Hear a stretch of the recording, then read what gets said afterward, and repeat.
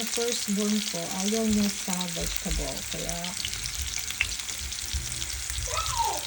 mix up ko siya sa meat, yung carrot, mash out. O ano ba yun, mash out? Yung parang ground carrot. Tapos, ganito. Kasi pag madama yung carrot yung nilagay mo, hindi na yan kakainin din. Well, I made it to the point na parang ano siya, ground pork din sa tingnan. So, parang ground mashed carrots. Ayan. So, more bola-bola. Here, kaunti na lang siya. So, let's make. Para magdagdag tayo, no? Ayan. Bola-bola for dinner. Ito yung pinagay ng kitchen. I think I can make 3 more. 3 more bola-bola. Homemade lang good. Homemade bola-bola. For my kids. Diba?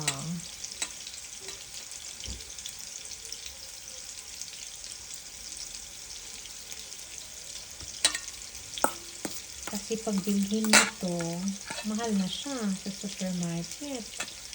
While ang carrots namin libre lang kasi galing siya sa farm.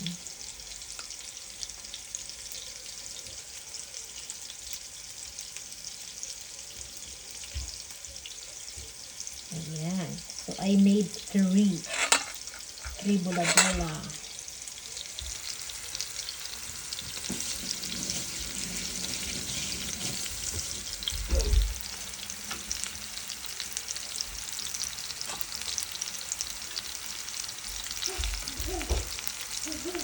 Actually, pwede siya pang lagyan ng maraming mantika. So, I don't like yung ano lang siya. Hindi so much yung oil. Tapos, upside down lang palagi para ma-fair yung pagpaluto.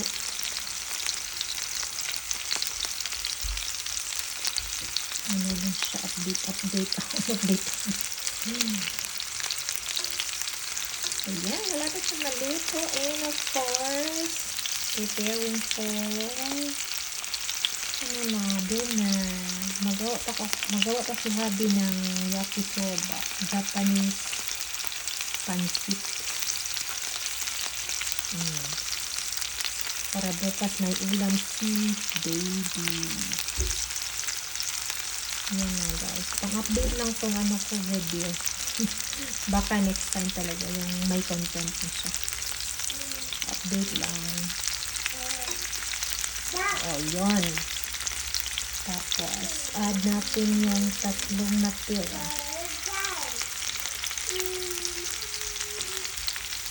Diba?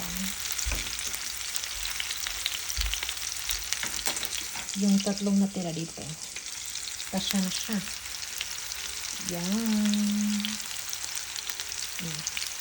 Thank you so much for watching. That's it. Kami bola-bola.